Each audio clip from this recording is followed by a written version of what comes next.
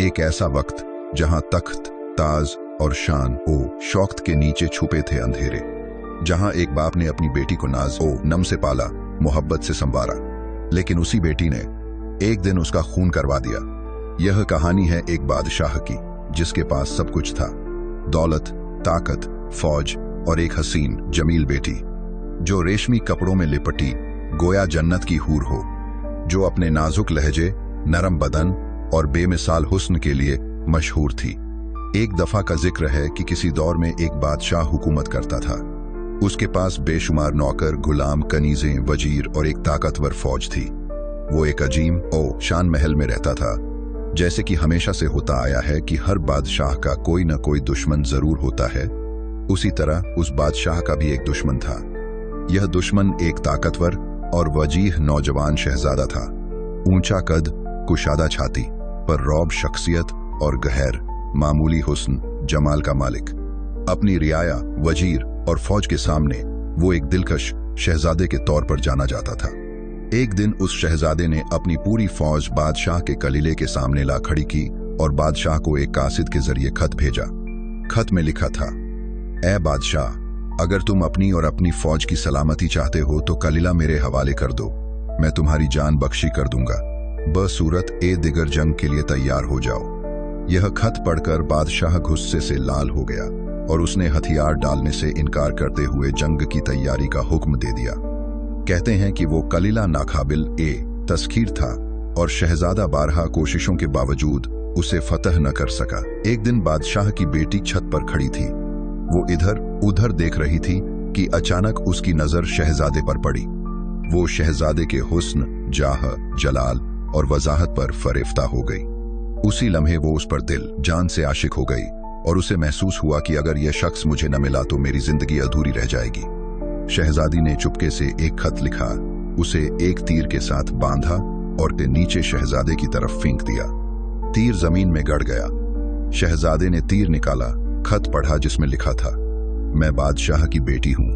मैं आपको एक खुफिया रास्ता बता सकती हूं जिससे आप अंदर दाखिल होकर उसे फतह कर सकते हैं, लेकिन शर्त यह है कि फतह के बाद आप मुझसे शादी करेंगे।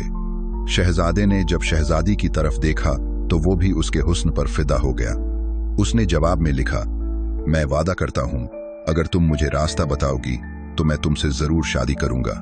शहजादी ने खुफिया रास्ता बता दिया। शहजादे ने अपनी फौज को उसी रास्ते से कलीले में दाखिल किया और थोड़ी ही देर में फतह कर लिया। उसने बादशाह को शहजादी के सामने कत्ल कर दिया।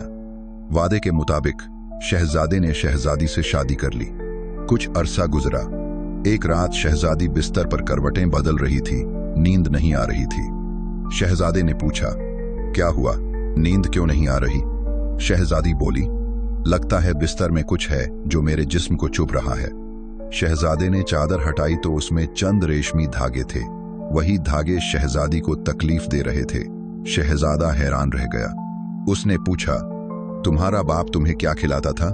शहजादी बोली, मेरा बाप मुझे मक्खन, पनीर और जानवरों की हड्डियों का गूदा खिलाता था, इसलिए मेरा जिस्म बहुत नाजुक और नरम हो गया है।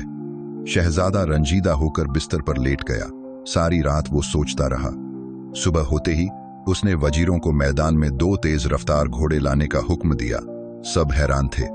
फिर शहजादे ने हुक्म दिया कि शहजादी को भी मैदान में लाया जाए। जैसे ही शहजादी लाई गई, शहजादे ने हुक्म दिया, इसकी एक टोंग एक घोड़े से और दूसरी टोंग दूसरे घोड़े से बांध दो, फिर घोड़ों को मुखालिफ सिमतों में दौड़ाया जाए। शहजादी रोने लगी, चीखकर कहने लगी, मेरे ताज वाले, मेरा क्या कसूर है? आखिर मुझे इतनी दर्दनाक सजा क्यों दी जा रही है?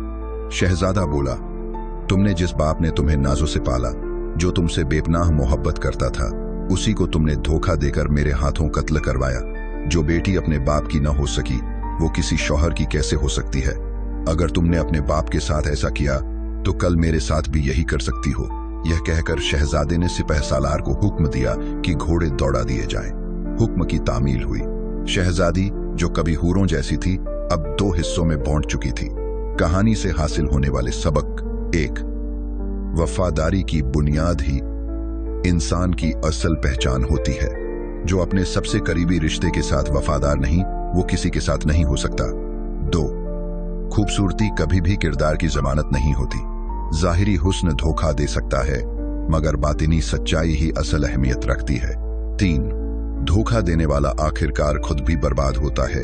जितना बड़ा फरेब उतनी ही बड़ी सजा जिंदगी देती है।